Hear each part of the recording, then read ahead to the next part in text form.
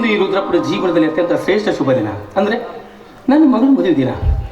ಆ ದೇವರ ಕೃಪಾಶೀರ್ವಾದದಿಂದ ಸರಿಯಾದ ಸಮಯಕ್ಕೆ ಅಕ್ಷರ ಕಾಲ ಬಿದ್ದರೆ ಸಾಕು ಅಂತ ನಾನು ಆ ದೇವರಲ್ಲಿ ಮನದಲ್ಲಿ ಬೇಡಿಕೊಳ್ಳುತ್ತೇನೆ. ಅಮ್ಮ ಅಂಬಿಕಾ, ಅಂಬಿಕಾ ಬೇಗ ಬಾರಮ್ಮ. ನಿನಗಾಗಿ ನಿನಗೆ ಗೆಳತಿರೋ ಆ ದೇವರ ಗುಡಿಯಲ್ಲಿ ನಿನ್ನೆ ದಾರಿನೇ ಕಾಯ್ತಾ ಇದ್ದಾರಮ್ಮ. ಬೇಗ ಮದುಮಗಳಾಗಿ ಶೃಂಗರಿಸಿಕೊಂಡು ಮದುಮಗಳಾಗಿ ಹೊರಗೆ ಬರಮ್ಮ.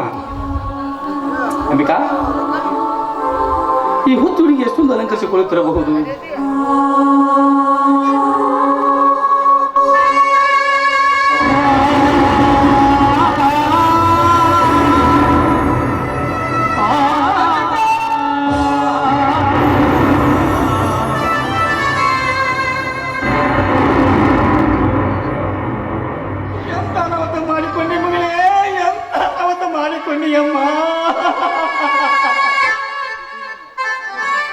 ಮಧ್ಯೆ ಮಾಡಿಕೊಳ್ಳುವಂತ ಗಂಡಾಂತರವಾದ ಏನಿತ್ತಮ್ಮ ಮಗಳೇ?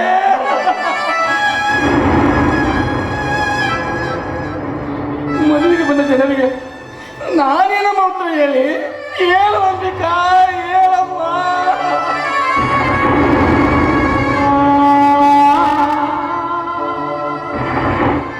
ಆತ್ಮಹತ್ಯೆ ಮಾಡಿಕೊಳ್ಳುವಂತ ಅಪತ್ತಾದ್ರೂ ಇತ್ತಮ್ಮ. ಆತ್ಮಹತ್ಯೆ ಮಾಡಿಕೊಳ್ಳೋ ಅಪತ್ತಾದ್ರೂ ನಿನ್ನ ಹೃದಯದಲ್ಲಿ ಅದೇನು ತುಂಬಿಕೊಂಡಿತ್ತಮ್ಮ.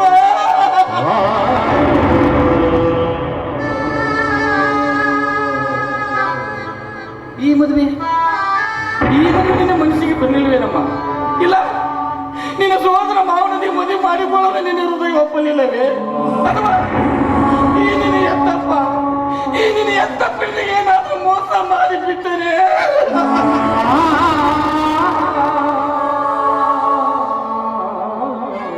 ಅಮ್ಮ ಮಗಳೇ, ನಿನ್ನೆ ಮಲಗುವಾಗ ಮಧ್ಯರಾತ್ರಿವರೆಗೂ ಹೇಳಿದೆಯಲ್ಲಮ್ಮ, ಅಪ್ಪ ನಾಳೆ ನಾನು ಮದುಮಗಳಾಗಿ ಮದುವೆ ಮಂಟಪದಲ್ಲಿ ಕೂಡುತ್ತೇನೆ ಎಂದು ಹೇಳಿದೆ. ಆದರೆ ಇಂದು ಮದುಮಗಳಾಗಿ ಮದುವೆ ಮಂಟಪಕ್ಕೆ ಹೋಗುವ ಬದಲು ಮತನದ ಮಲ್ಲಿಗೆಯಾಗಿ ಮಲಗಿದೆಯಲ್ಲಮ್ಮ.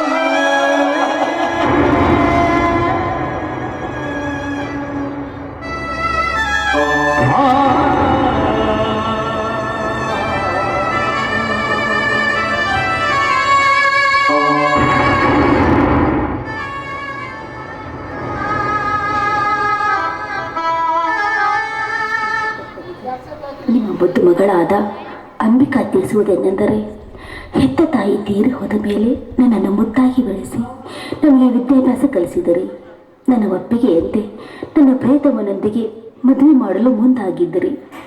ಈ ಉಪಕಾರ ನಾನು ಯಾವತ್ತೂ ಮರೆಯಲಾರೆ.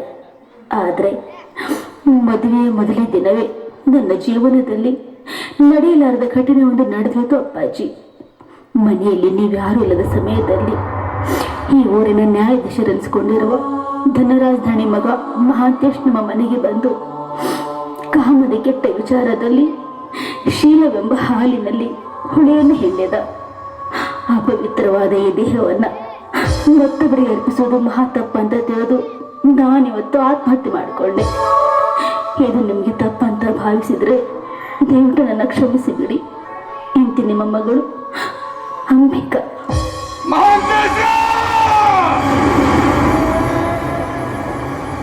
ಮಾಂಗಲ್ಯ ಕಟ್ಟಿಸಿಕೊಂಡು ಮುಕ್ತೈದಿಯಾಗಿ ಮಾರಿಕೊಂಡ ಕಣ್ಣು ನಮಗೆ ಹೋಗಬೇಕಾದ ನನ್ನ ಮಗಳನ್ನು ಮಸಲಕ್ಕೆ ಕಳಿಸಿದೀಯಾ?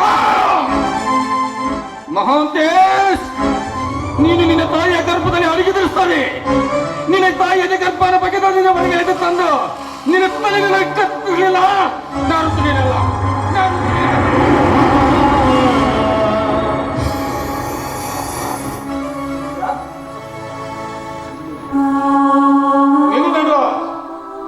ಮುಂದೆ ಒಂದೇ ಒಂದು ಹೆಜ್ಜೆ ಇಟ್ಟಿದ್ದೇ ಆದರೆ ನಿಮಗೆ ನನ್ನ ಆನೆಯಾಗಿದೆ. ದಯವಿಟ್ಟು ಬರಬೇಡಿ. ಮದುವೆ ಬರುವ ಮಾನವರೆಲ್ಲ ನೀವು ಮಾನವರನ್ನೇ ತಿಂದು ಹಾಕೋ ನೀವು ಗೋಮುಖ ವ್ಯಾಘ್ರಿಗಳು. ನೀವು ವ್ಯಾಘ್ರಿಗಳು. ಏನಾಗಿದೆ ನಿಮಗೆ? ಇವತ್ತು ನಿನ್ನ ಮಗಳ ಮದುವೆ ಅಲ್ಲೇನೋ? ನಿನ್ನ ಮಗಳ ಮದುವೆ ಇಟ್ಕೊಡು ಮನೆ ಬಂದಿರೋ ಅತಿಥಿಗಳಿಗೆ ಈ ರೀತಿ ನೀನು ಮಾತಾಡೋದು ಏನಾಗಿದೆ ನಿನಗೆ? ಹುಚ್ಚು ಹಿಡಿದಿದೆ ನನಗೆ. ಈ ಎತ್ತರ ಹೇಳುವರ ಮನೆಯಲ್ಲಿ ಹುಚ್ಚುಚ್ಚನಾಗಿ ದುಡಿದಲ್ಲ, ಕಿತ್ತು ತಾಳಲಾರದೆ ಹುಚ್ಚನಾಗಿದ್ದೇನೆ. ನಮ್ಮನ್ನು ಕಂಡರೆ ಗೌರವದಿಂದ ಕಾಣುವ ನೀನು ಹಿಂದೇಕೆ ಈ ರೀತಿ ಏಕವಚನ ಕರೆಯುತ್ತಿರುವೆ? ಏನಾಗಿದೆ ನಿನಗೆ? ಈ ದಿನ ನಿನ್ನ ಮಗಳ ಮದುವೆ ಅಲ್ಲವೇ? ಮದುವೆ ಮದುವೆ ಎಂಬ ಮೂರಕ್ಷರ ಪದದ ಅರ್ಥ ಎಂದೋ ಮುಗಿದು ಹೋಗಿದೆ ತಾಯಿ. ಮದುಮಗಳಾಗಿ ಮದುವೆ ಮಂಟಪಕ್ಕೆ ಹೋಗಬೇಕಾದ ನನ್ನ ಮಗಳು ಇಲ್ಲೇ ಮನೆಯಲ್ಲೇ ಮಲಗಿದ್ದಾಳೆ. ಏನಾಗಿದೆ ರುದ್ರ? ಏನಾಯ್ತು? ಮದುಮಗಳಾಗಿ ನನ್ನ ಮಗಳು ನಿನ್ನ ಮಗಳು ಆತ್ಮಹತ್ಯೆ ಮಾಡಿಕೊಂಡಿದ್ದಾಳೆ.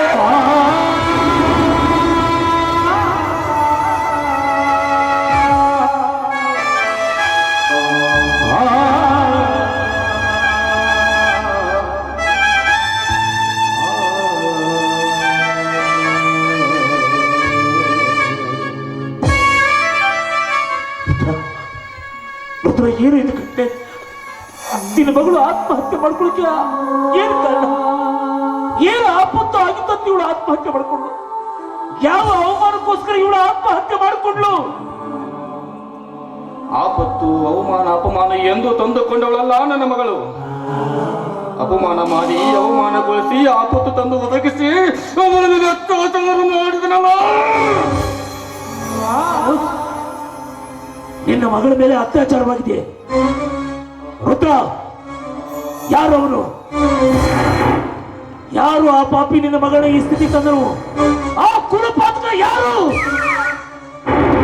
ಆ ಕುಲಘಾತಕ ಬೇರೆ ಯಾರು ಅಲ್ಲ, ನಿಮ್ಮ ಹೊಟ್ಟೆಯಿಂದ ಹುಟ್ಟಿದ ನಿಮ್ಮ ಮಗ ಮಹಾಂತೇಶ.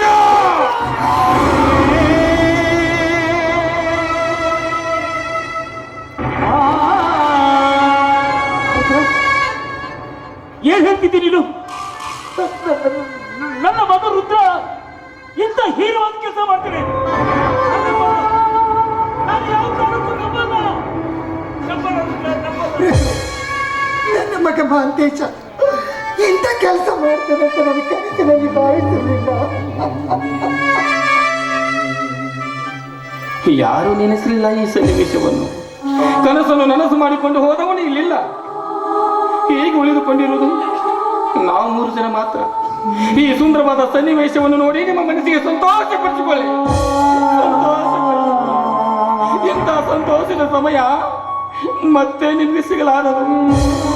ಬಡವನ ಮನೆ ಹಾಳಾದರೆ ಮತ್ತೆ ಮನೆಗೆ ತಪ್ಪು ಬರುವುದು ಎನ್ನುವ ಮಾತು ಸುಳ್ಳಾಗಲಿಲ್ಲ.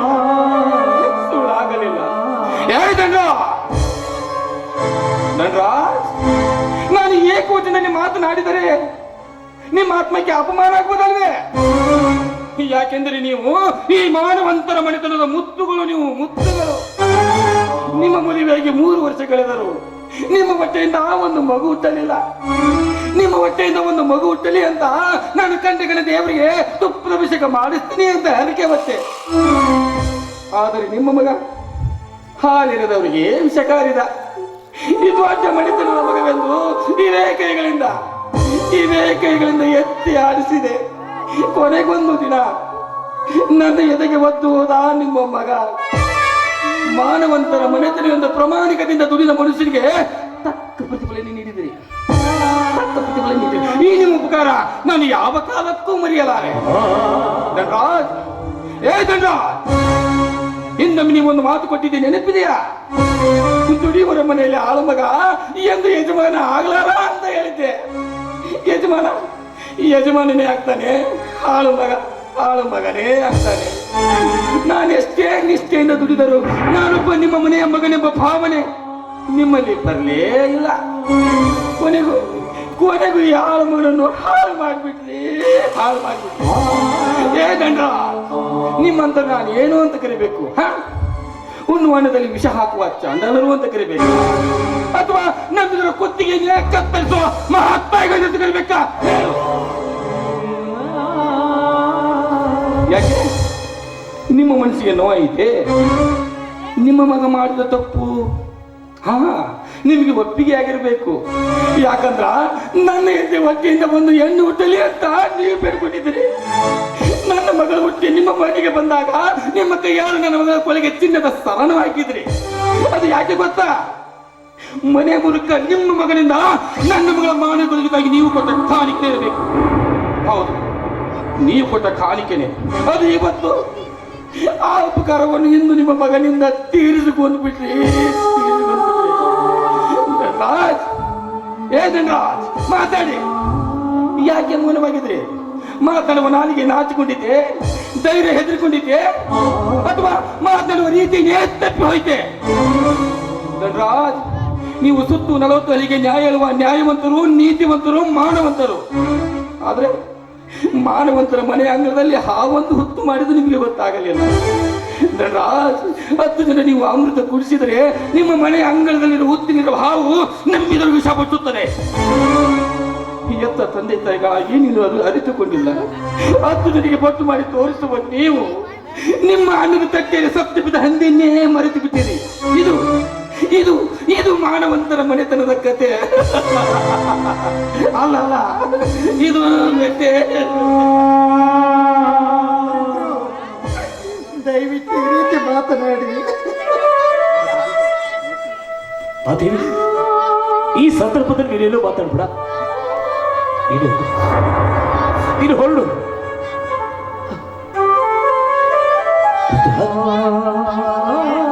ನೀನು ಮಾತಾಡೋದು ನಿನ್ನ ಮನಸ್ಸಿಗೆ ಏನೆಲ್ಲ ತೋಚುತ್ತೋ ಅದನ್ನೆಲ್ಲವನ್ನು ಮಾತಾಡು. ನಿನಗೆ ಯಾಕೆಂತ ನಾನು ಅಡೆತಡೆ ಮಾಡಲ್ಲ. ಮಕ್ಕಳನ್ನು ಕಳೆದುಕೊಂಡವರ ಸಂಕಟ, ಮಕ್ಕಳನ್ನು ಕಳೆದುಕೊಂಡವರ ಸಂಕಟ ಹೆತ್ತವರಿಗೆ ಗೊತ್ತಾಗತ್ತೆ ವಿನಃ ಅದನ್ನು ನಿಂತ್ಕೊಂಡು ನೋಡ್ರಿಗೆ ಯಾರಿಗೂ ಆ ನೋವಿನ ಸಂಕಟ ಏನಂತ ಗೊತ್ತಾಗಲ್ಲ ಕಣೋ. ರುದ್ರ, ಈಗ ಸತ್ತಿರೋದು ನಿನ್ನ ಮಗಳಲ್ಲ ಕಣೋ, ನನ್ನ ಮಗಳು. ಈಗ ಮದುವೆ ನಿಂತೋಗಿರೋದು ನಿನ್ನ ಮಗಳದಲ್ಲಪ್ಪ, ನನ್ನ ಮಗಳದ್ದು. ನನ್ನ ಮಗ ಮಾಡಿರೋ ಕಾರ್ಯನ ಸರಿ ಅಂತ ಒಪ್ಕೊಳ್ಳೋ ಮೂರ್ಖ ನಾನಲ್ಲ ಕಣೋ, ಮೂರ್ಖ ನಾನಲ್ಲ. ತಪ್ಪನ್ನ ಮಾಡಿದವರು ಅದೆಂತ ದೊಡ್ಡ ವ್ಯಕ್ತಿಗಳೇ ಆಗಿರ್ಲಿ, ತಪ್ಪು ಮಾಡಿದಾಗ ಸಣ್ಣವ್ರಾಗ್ಲೇಬೇಕಾಗತ್ತೆ ಕಣೋ, ಸಣ್ಣವ್ರಾಗ್ಲೇಬೇಕಾಗತ್ತೆ. ರುದ್ರ, ಈಗ ನಿನಗಾಗಿರೋ ಅನ್ಯಾಯಕ್ಕೆ, ಈಗ ನಿನಗಾಗ್ತಿರೋ ನೋವಿಗೆ ನೀನು ಕೇವಲ ನಿನ್ನ ಬಾಯಿ ಮಾತಿನ ಪೆಟ್ಟಿನಿಂದ ಅಷ್ಟೇ ಅಲ್ಲಪ್ಪ, ನಿನ್ನ ಕಾಲಲ್ಲಿರೋ ಕೆರ ತಗೊಂಡು ನಾನು ಹೊಡೆದ್ರು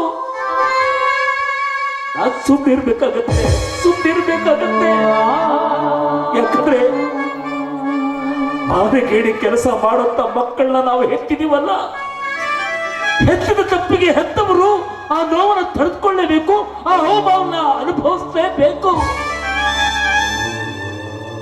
ಆದ್ರೆ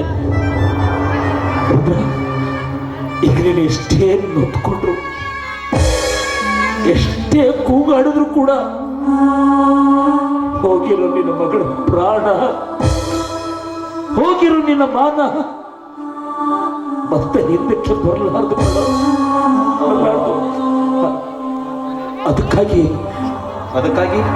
ಅದಕ್ಕಾಗಿ ನಿನ್ನ ಮಗ ಮಾಡಿದ ತಪ್ಪನ್ನು ನಾನು ಮರೆತು ಬಿಡಲೇ? ನನ್ನ ಮಗ ಮಾಡಿರೋ ತಪ್ಪನ್ನ ಮರೆತು ಬಿಡು ಅಂತ ಹೇಳೋಷ್ಟು ಮೂರ್ಖನಾದಲ್ಲ. ಸುತ್ತ 40 ಹಳ್ಳಿಗಳಿಗೆ ನ್ಯಾಯ ಹೇಳ್ಕೊಂಬಂದ್ರೆ ವಂಶ ನಮ್ದು. ಹೀಗಿರ್ಬೇಕಾದ್ರೆ ನನ್ನ ಮಗ ಮಾಡಿರೋ ತಪ್ಪಿಗೆ ಶಿಕ್ಷೆನ ಕೊಡದೆ ಹೋದ್ರೆ ಆ ದೇವರ ಮೆಚ್ಚಲ್ಲ. ಆದ್ರೆ ರುದ್ರ, ನನ್ನ ಮಗ ಮಾಡಿರೋ ತಪ್ಪಿಗೆ ಶಿಕ್ಷೆ ನಿನ್ನಿಂದ ಕುಡ್ದು ಅದನ್ನ ನಾನೇ ಕೊಡಬೇಕು. ಎಲ್ಲರಿಗೂ ನ್ಯಾಯ ಹೇಳೋ ನಾನು ನನ್ನ ಮಗ ಮಾಡಿರೋ ತಪ್ಪಿಗೆ ನಾನು ಶಿಕ್ಷೆ ಕೊಡದೆ ಹೋದ್ರೆ ಆ ಪರಮಾತ್ಮ ನನ್ನ ಮೆಚ್ಚಲ್ಲ.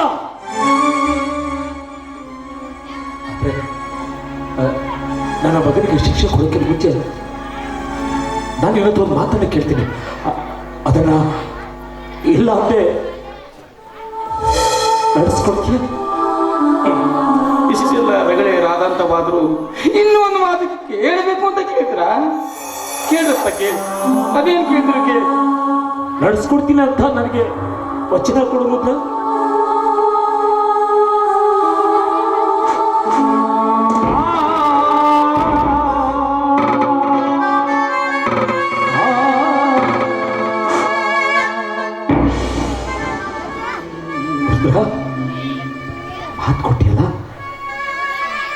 ರುದ್ರ, ಸುತ್ತ 40 ಹಳ್ಳಿಗಳಿಗೆ ನ್ಯಾಯನ ಹೇಳ್ಕೊಂಬಂದಿರೋ ವಂಶ ನಮ್ದು. ಹೀಗಿರ್ಬೇಕಾದ್ರೆ ಇಂಥ ನ್ಯಾಯವಂತರ ಮಟ್ಟದಲ್ಲಿ ಇಂಥ ಹೀನ ಕೆಲಸ ಮಾಡಿರೋ ಮಗ ಹುಟ್ಟಿದಾನಂತ ಗೊತ್ತಾದ್ರೆ ಇಷ್ಟು ವರ್ಷಗಳಿಂದ ನಾವು ಕಾಪಾಡಿಕೊಂಡು ಬಂದಿರ್ತಕ್ಕಂಥ ಮಾನ ಮರ್ಯಾದೆ ಎಲ್ಲವೂ ಮಣ್ಣು ಪಾಲಾಗುತ್ತೆ. ಮಣ್ಣು ಪಾಲಾದಾಗ ಇಷ್ಟು ವರ್ಷ ನಾವು ಇದ್ದಿದ್ದು ಎಲ್ಲ ವ್ಯರ್ಥ ಆಗಿ ಜೀವಂತ ಶವದಂತೆ ನಾವು ಬದುಕಬೇಕಾಗತ್ತೆ.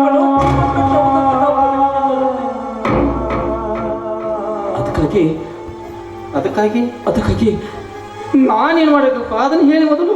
ನಿನ್ನ ಮಗಳ ಸಾವಿಗೆ ಕಾರಣ ನನ್ನ ಮಗ ಅಂತ ನೀನು ಯಾರ ಹತ್ರ ಹೇಳ್ಕೊಡ್ದು? ಹೌದು, ಯಾರ ಹತ್ರ ಹೇಳ್ಕೊಡ್ದು?